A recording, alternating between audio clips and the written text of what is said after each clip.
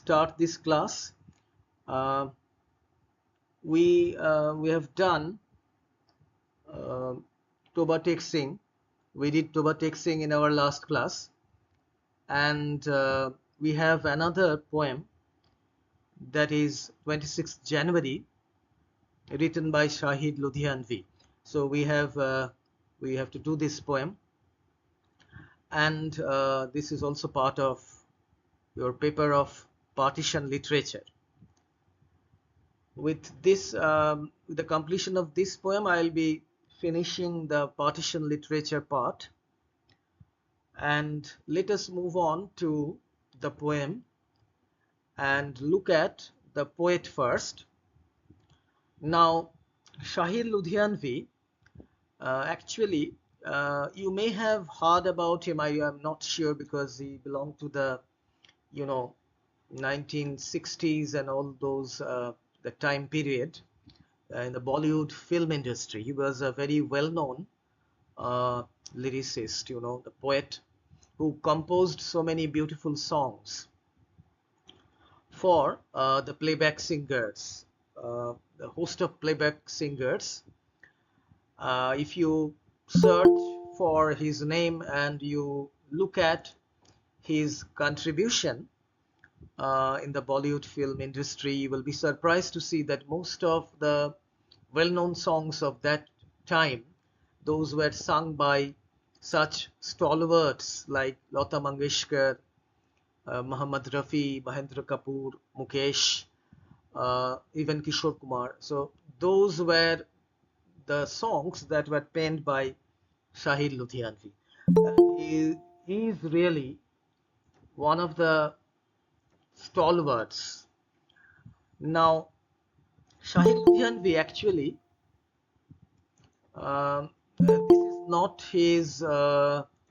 this is not his real name. His real name is Abdul Hai, and he was actually he was born in the year 1921, in March 1921,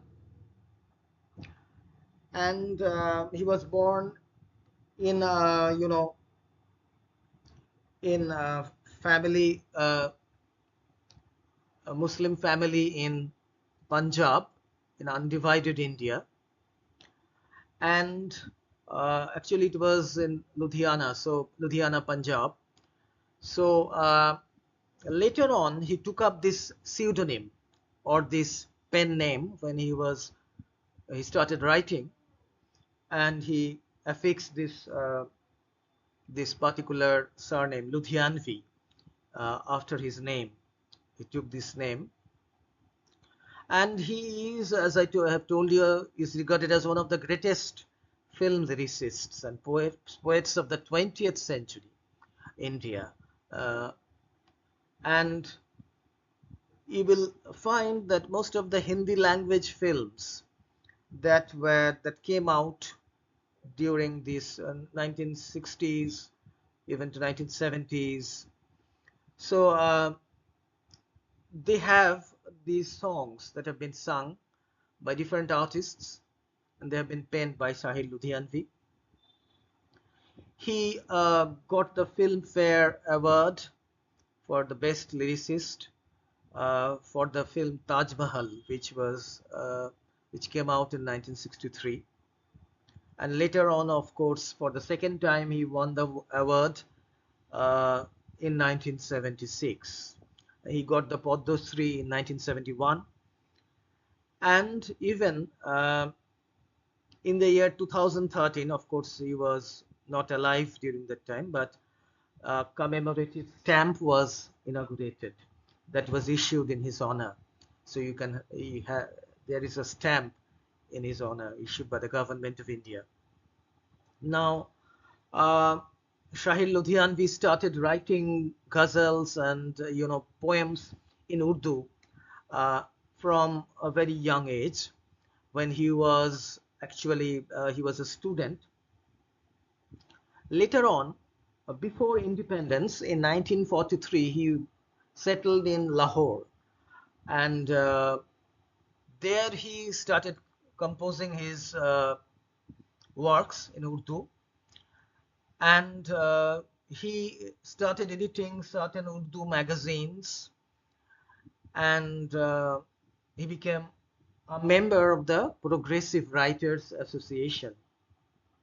Now, however, at a later date, he was involved in the leftist movement, and he wrote some controversial statements in trying to promote communism, which was not approved by the government of Pakistan, and an arrest warrant was issued in his name, and therefore he came to India after partition.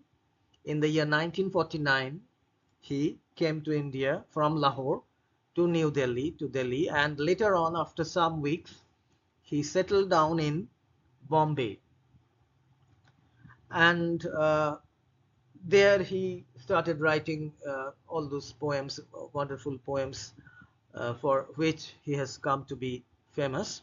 He died in 1980 at the age of 59. So that is the in short, the life story of the biography, a very really brief biography of Shahid Ludhianvi for your benefit, and I'll just add one or two comments before I move on to the poem itself. Shahid Ludhianvi was, in fact, he was influenced by the Pakistani poet Faiz Ahmed Faiz. Like what Faiz Ahmed Faiz had been doing, Shahid Ludhianvi tried to follow him, and he tried to present an intellectual element to the poems that he wrote, and this actually, it fired the imagination of the youth in the 1950s, even in the 1960s, and he often criticized certain institutions like religion, politicians, the exploitative capitalists, and the warmongering superpowers. So he was, in fact, a strong, a person who criticized strongly all these elements, and he protested against the arrest of the progressive writers in Pakistan, and he, as we can see, that he also was involved with different directors, and you will find that he was, in fact, writing so many beautiful poems, and those have been sung by the different artists, different singers, very famous singers, as I mentioned some of the names. And obviously the name of Shahid Ludhianvi has spread all over the subcontinent for his wonderful poems, and for which he has been praised. He has received a lot of praise and awards also. So this is, in short, the life of Shahid Ludhianvi, and if we come to the poem that we have to study, that is 26th January. Now, looking at the title of this poem, you have the poem in your group. So I will also share it here, the poem.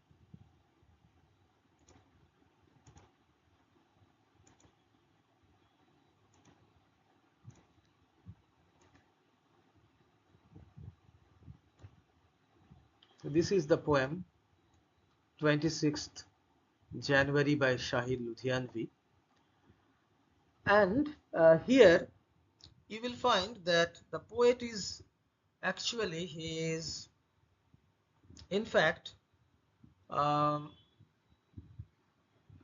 criticizing, he is criticizing the politicians, mainly the politicians uh, who assumed power post-independence. So India had gained independence in August 1947, and this poem actually was written soon after, and the poet here is talking about the disillusionment that the people of India generally felt after independence because of the way the politicians who had assumed power, they were treating the common people. So this is a poem that actually was written in Urdu, originally written in Urdu, and it was translated into English. And you will find that the title, of course, is significant because you know that the significance of the date 26th January. So what is the significance of 26th January? You are aware of that. It is the Republic Day that is celebrated all over India. India was declared to be a republic in the year 1950 on 26th January. So we celebrate Republic Day every year on 26th January, and after gaining independence, this was another significant, you may say, progress or achievement for our country.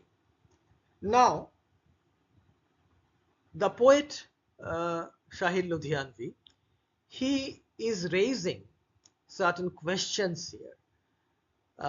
The fact that even after 3 or even more years have passed, because this is being written after India was declared a republic in 1950, so we can assume that almost 3 years have passed.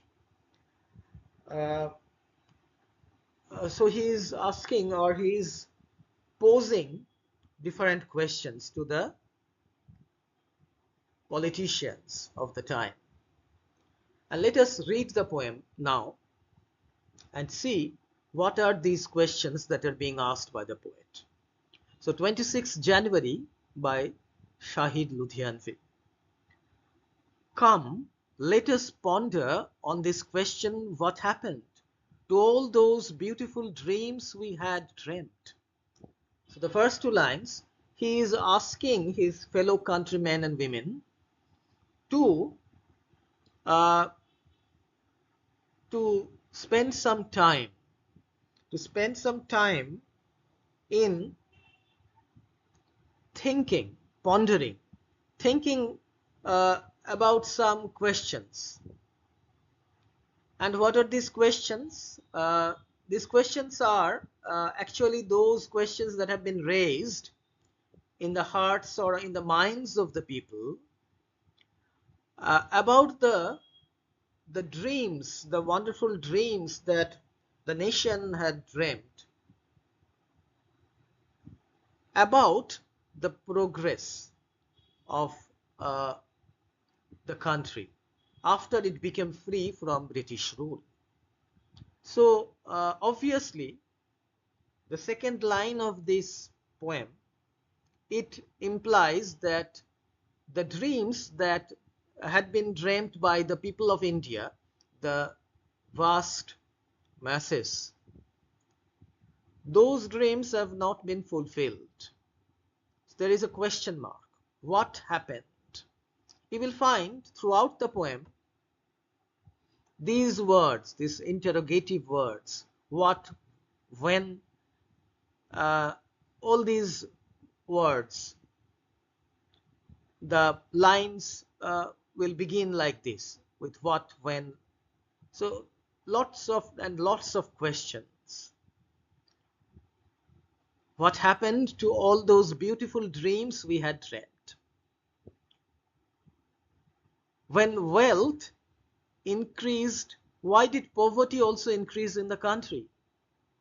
So this is a very mystifying thing that the poet finds, that he's rather troubled by this. It is said by the politicians, politicians are always saying that India's wealth has been increasing.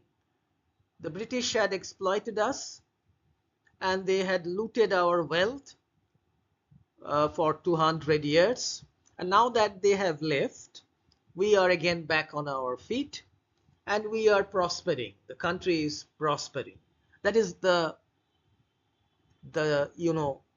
kind of declaration that the politicians have been making.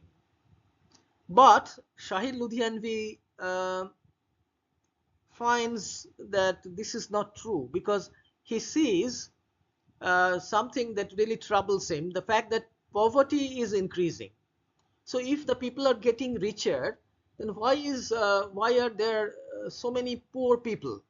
Because he can see them whenever he goes out. There are so many poor people, and their numbers seem to have increased, and that is the problematic fact. What happened to the means of increasing the prosperity of the people?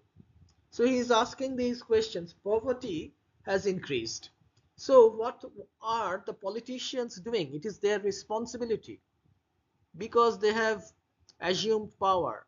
It is their responsibility to improve the living standards or the financial conditions of the poor people. So what happened to the means of increasing the prosperity of the people? So what are the measures that should have been taken? The politicians had assured the public, the general public, that since we are in power now, the British have gone back to England, obviously things would be different. People would not be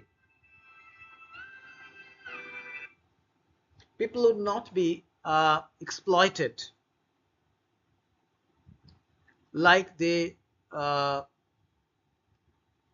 were being done during the British rule. So obviously that was a promise that was made by the politicians, that we would adopt certain measures, certain means which would increase the prosperity of the people. Poverty would decrease, the standard of living would become better, people would become rich, and poverty would gradually disappear. So those were the promises. But Shahir Ludhianvi, sadly, he finds that that is not the case. Those who walked beside us on the street of the gallows, what happened to those friends and comrades and fellow travelers? Shahir Ludhianvi is asking this question. What happened to those people? Our comrades, of course, as you know, he was a communist, and he uses this word comrades. And comrades means colleagues and friends. So he's saying that the leaders had been backed up. They had been supported by so many people, common people. They had walked beside them. Then they had sacrificed their lives in the gallows.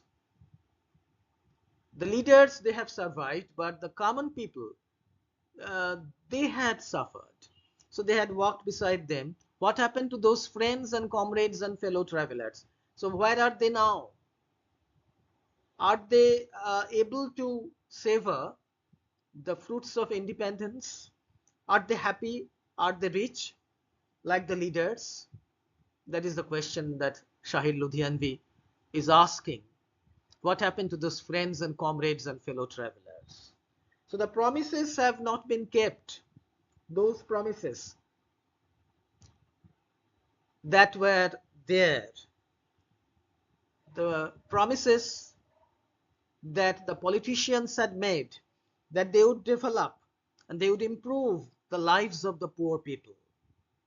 So the several commitments made by the leaders, obviously the suffering that Sahil Ludhianvi, the poet, can see around him, that convinces him that obviously poverty, disease, homelessness, these have made people's lives miserable, and the prosperity, the financial condition, that is not to be found, the improvement in the financial condition. What is the price being set for the blood of martyrs? So he is asking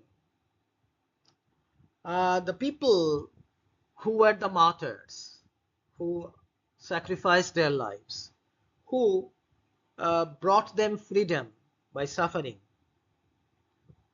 So obviously the poet finds that a heavy price was paid by these people, the common people who laid down their lives for the independence of the nation. So you will find that uh, these imageries, street of the gallows, so these are very significant. It makes us go back to those times, the freedom fighters, their self-sacrifice. So many thousands and of people, how they had participated in the freedom movement and how they had laid down their lives. That is significant. Street of the gallows. So the street that led to the gallows, how they had been taken to the gallows.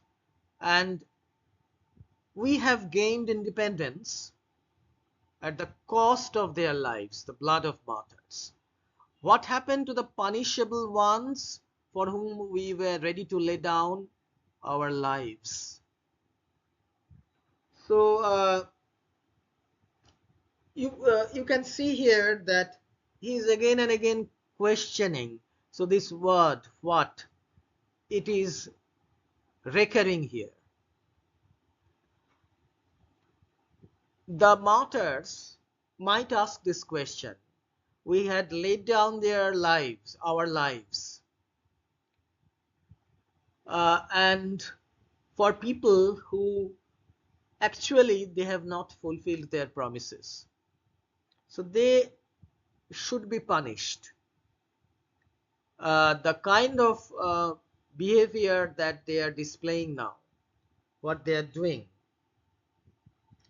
So obviously we can see the people who have assumed power, they forgot. After getting power, they forgot about the common people. And obviously this poem is all about the broken promises, the unkept promises. One after another, Shahir Ludhianvi brings us face to face to the stark reality, what happened after independence. The helpless cannot even afford a shroud to cover their nakedness. What happened to those promises of silks and brocades? So again, it's an ironical statement. So the freedom fighters, their families, they have not prospered. They cannot even afford a shroud. A shroud is a cloth that is used to cover the dead body of a person, or that shroud which is used to cover the mortal remains of someone. That kind of cloth cannot be, even that kind of cloth cannot be afforded by, you know, the people. So it is a case of extreme poverty. So here they have become naked, symbolically, metaphorically. What happened to those promises of silks and brocades? So those were never fulfilled. That after independence, the people who have assumed power, they would, you can say, they would create such a condition where the common people would be able to wear silk clothes. That is very expensive clothes, and that is a promise that has not been fulfilled. So the condition, the financial condition of the country is deteriorating day by day, and the poet is puzzled. The poet cannot understand what is happening, and that is why all these questions are coming to his mind. He wants to ask these questions. He wants answers from them, the people who are in power. The helpless, yes, we have done these lines. Then, cherisher of democracy, friend of humanity, wisher of peace. What happened to all those titles we had conferred upon ourselves? So he is saying that before the independence of the country, our leaders had sort of assumed certain titles, certain honorific titles, magnificent titles like cherisher of democracy. That is, democracy would thrive under their leadership. Friend of humanity, so they would be humane leaders. They would work for the betterment of the poor people, for common humanity. Wisher of peace, so peace would descend in the country. So all these words, all these titles, but what was actually happening? These titles were actually useless titles, just for the, kind of showing the people. Why is the malady of religion still without a cure? So this is a question which is still relevant, sadly enough, in our country. So the malady of religion still without a cure. He is asking that religious differences that had led to the loss of lives before independence and after independence. There is no remedy, there is no medicine to be found for doing away with this malady, this disease. Malady means disease. What happened to those rare and precious prescriptions? Rare and precious. So you can see the irony behind this description. These phrase, rare and precious. So the promises, the false promises that were given by the political leaders. And during that time, those promises had sounded high and mighty. They had appeared to be really committed to the people. They would be committed in the future. They had given the impression, that kind of impression.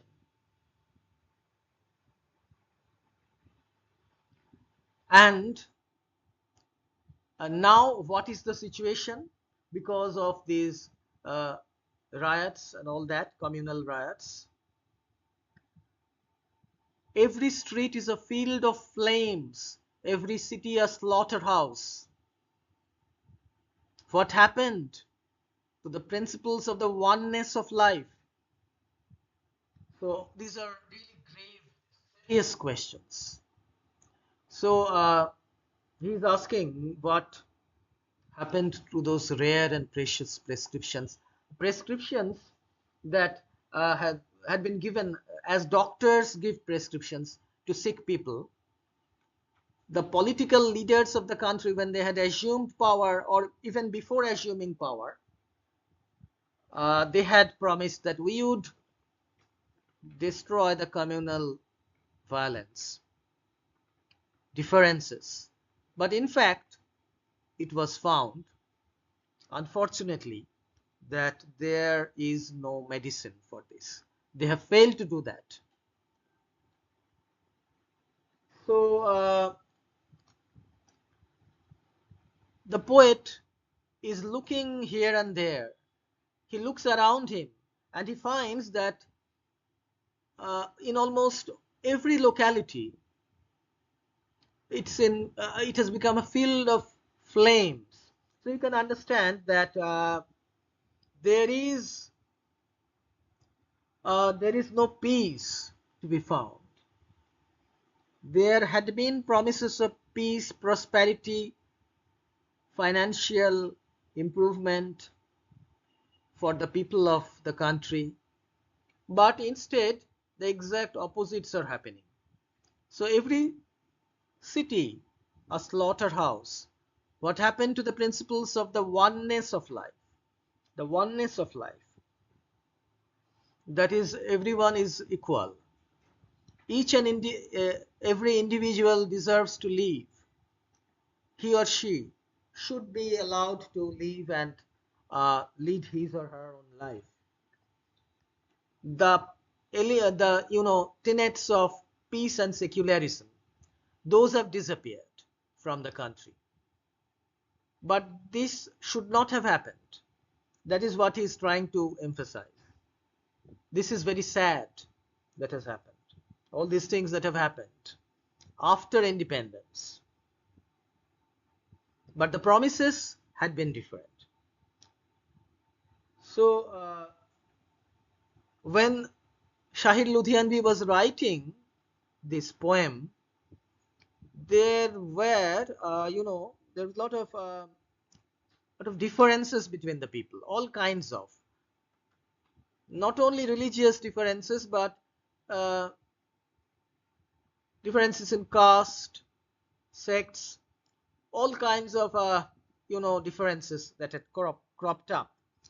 So sectarianism and communalism, all these things were there,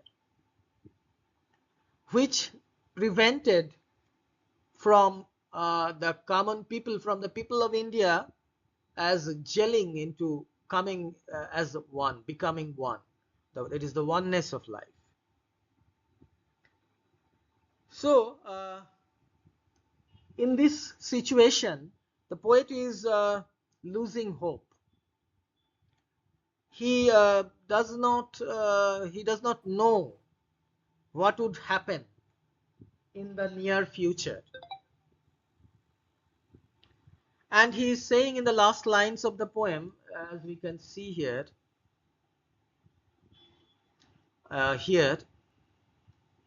life wanders aimlessly in the wilderness of gloom. What happened to the moons that had risen on the horizon? So the beautiful picture that was there, that was shown to the people of India, the moonlit scene, as it were, just as a moonlit night looks beautiful, so also the future prospect of the country was portrayed as sweet and beautiful. So the moons that had risen on the horizon, the sweet prospect of prosperity, economic stability, peace, brotherhood among the citizens. So life as Sahil Ludhianvi finds it now, he finds it is wandering aimlessly in the wilderness of gloom. So there is a kind of a gloom, a kind of a pessimism, sadness, melancholy, fear, a sense of fear that is there. So he is in fact criticizing very heavily, and he is fearless. He is not going to cower down against the political pressure. So in the last two lines you will find this is a very strong indictment, strong criticism. If I am the culprit, you are no less a sinner. O leaders of the nation, you are guilty too. So this is a direct accusation. The poet is saying that if you point your fingers at me, that I am responsible. I am responsible for the violence or whatever, or I have not been able to keep up the peace, or I have not been able to in a way I have failed in my mission. You are no less a sinner. You are also a sinner because you are in power. The power is in your hands, and it was actually the people of the country looked up to you people, that in future, in post-independent India, India would reach new heights, but that had not happened. So leaders of the nation, you are guilty too. So he is disillusioned because of all these reasons.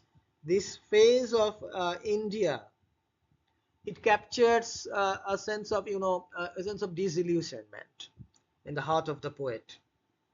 So the present situation, it is a kind of a poem which is very pessimistic. He does not find any kind of, you can say, remedy. There is no solution, as it were. There is no solution to these ills, these problems besetting the nation, because the leaders are guilty themselves. They are responsible. So if they are responsible, if they are not doing their duties, they are not performing their duties towards the common people, so how would the country improve? The common people are helpless sufferers. And the last two lines, of course, they're quite significant, and because of the tone of anger, the tone of the accusing tone that may be found. So in the previous part of the poem, he had been chalking out, he had been piling on the misdeeds of the the political leaders, and in the last two lines he is directly accusing them of being guilty of having failed the people of India, of having deliberately choosing to ignore the cries of the millions of people, of their brothers and sisters. So this is a very strong, as you can see, a criticism of the prevailing situation, what the poet had found that was there in post-independent India. And after partition, the dreams, the promises that had been there, sadly enough, those were not fulfilled. So that is why the poet is angry. That is why the poet is disappointed. And that is why the poet is pessimistic and sad. So this is a reflection, an expression of the poet's anguish, how he feels for his fellow countrymen and women. Now this is the poem. It is a very short poem, as you can see, but it is really full of so many personal feelings, so many thoughts that have come out here. And in a sense, it is universal, since the poet is talking in favor of millions of his countrymen and women. He is a spokesman. He is appearing to be a spokesman for them. People who have not the courage or perhaps the means of protesting. So it is the duty of the poet to protest, to come out, to point out the mistakes, point out the, you can say, the kind of misdeeds that were performed in the name of improving the situation of the people at large. So this is the poem, and with this I have finished with you this paper, the short story Toba Texing, and